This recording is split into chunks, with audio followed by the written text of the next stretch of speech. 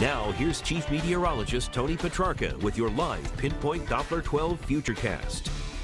Well, even though the kids are going back to school next week and some people are saying we don't want summer to end, keep in mind, the calendar version of summer goes through the end of September, and the long-range forecast for September is for a continuation of temperatures to be running above average. So hold on, summer's not over yet. In fact, we made it to 93 this afternoon, and we're still holding on to high humidity tonight, so certainly a summery feel, very muggy, hence the high dew points, upper 60s to low 70s. These dew point numbers coming down tomorrow, so it's noticeably drier, not as muggy, but still a warm day. We won't hit 93, but it will be above average temperature-wise. Now, the tropics remain active, even though there's nothing really significant as far as a big hurricane. We have a significant tropical storm, but no hurricanes, and that is Gaston. It's actually poorly organized on the satellite photo. I'll show you that in just a second. The other system that the Hurricane Center is watching, and we've been talking about this now for the last several days, a cluster of thunderstorms near the Bahamas, and still watching this with interest, even though nothing has really happened. But this whole system is going to forecast to track into the Gulf of Mexico. And we feel as though once it's in the Gulf, it may try to reorganize into something, a tropical system, a tropical storm, or even a hurricane. It's not out of the realm of possibility. And again, that would be a concern this weekend into next week for the Gulf Coast only. Meanwhile, this is Gaston. Winds of 65 miles per hour. The cloud structure has certainly changed. It's undergoing what we call wind shear.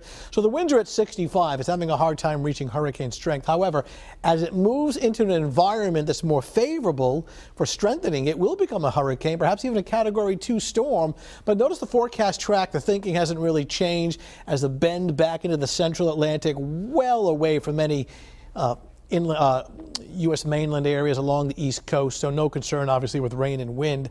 But the wave energy, the waves certainly are significant. Even though the storm itself is far out at sea, some of this wave energy can travel hundreds of miles. So once we get towards the latter part of the weekend into early next week, rip currents may be an issue, and even some heavy surf at area beaches come Monday and Tuesday. So that's something that we'll watch. Skies are clear in Providence. Very warm, still 80. Most areas are in the 70s, 73 in Newport, and Westerly's at 74. We'll fall to the upper 60s to low 70s during the overnight hours. Skies are clear.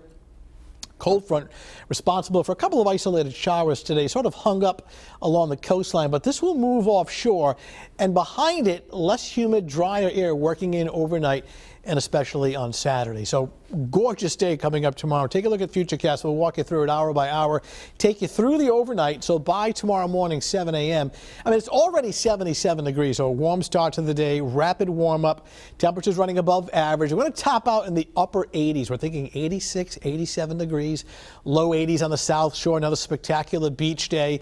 And then by tomorrow evening, a beautiful Saturday night, you're heading out. Weather looks good, 9 o'clock in the evening. The temperature's still well into the 70s. So sunshine with lower humidity tomorrow morning. And we're starting the morning off in the mid and upper 70s, so it doesn't take long to get to around 87 by mid-afternoon with plenty of sunshine. Great beach day, not just tomorrow, but Sunday as well. Air temperature 81 and your water temp coming in at 73. Beautiful on Sunday, 83. Notice the temperatures next week, Monday through Wednesday, still above average in the mid-80s with a blend of clouds and sunshine. Of course, we need the rain. We're still in a moderate drought, and I really don't see much in the way of widespread precipitation.